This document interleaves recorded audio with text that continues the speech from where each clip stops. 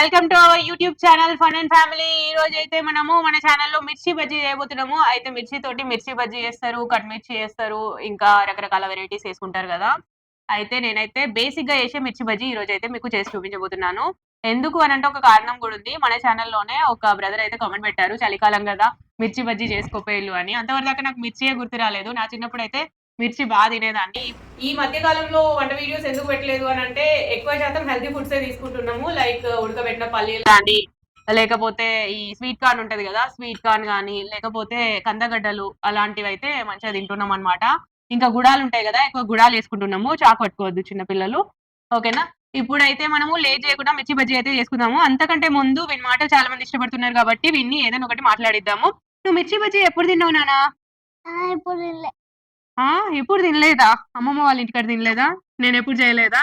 మిర్చీలు తీసి పక్కకు పెట్టి ఆ పైన పిండి మాత్రమే తింటాడనమాట వీడు.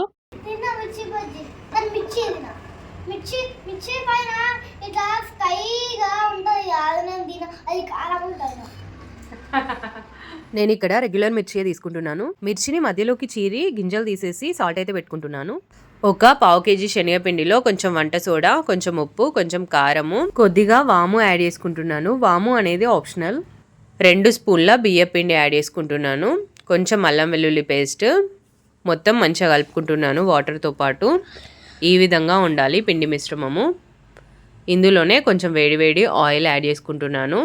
ఇప్పుడైతే మిర్చిని చూపించిన విధంగా పిండిలో ముంచుకొని ఆయిల్లోకి డ్రాప్ చేసుకోవాలి. ఆయిల్ని బాగా హీట్ చేసిన తర్వాత మీడియం ఫ్లేమ్లోకి పెట్టుకొని మిర్చి అనేది కాల్చుకోవాలి. ఇవి నార్మల్ మిర్చియే యూజ్ చేశాను నేను. రెండోసారి కూడా కాలుస్తున్నాను క్రిస్పీగా ఉండాలి అని చెప్పేసి. సేమ్ బండి మీద అమ్మే మిర్చి లానే కనిపిస్తున్నాయి కదా, అలానే ఉంటాయి టేస్ట్ కూడా. ఇప్పుడైతే టేస్ట్ చేసి ఎలా ఉన్నాయో చెప్తాము. మనకైతే మిర్చి బజ్జీల్లోకి ఖచ్చితంగా ఆనియన్స్ అయితే ఉండాలన్నమాట.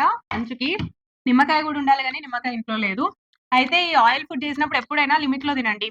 ఒక 2-3 మనిషికి ఒక 2-3 తినండి. అంతకంటే ఎక్కువ తింటే హెల్త్ ప్రాబ్లమ్స్ వస్తాయి కదా. అప్పుడప్పుడు చేసుకోండి. మేము వీడియోస్ పెడుతున్నాం కదా అని చెప్పేసి ఎప్పటికీ చేసుకోకండి. అప్పుడప్పుడు మాత్రమే మేము తింటాము. అదర్వైజ్ మొత్తం హెల్తీ ఫుడ్డే తింటాము. ఆయిల్ ఫుడ్ తగ్గించినాం చాలా వరకు. పిల్లలకి కూడా ఎక్కువ ఆయిల్ ఫుడ్స్ పెట్టకండి. నేను చేసినప్పుడైనా కూడా 2-3 తింటారు అంతే, అంతకంటే ఎక్కువ తిన్నారనమాట. మేము కూడా అంతే, లిమిటెడ్ లో. ఏ ఫుడ్ అయినా సరే లిమిట్ లో తీసుకుంటే ఏం కాదు.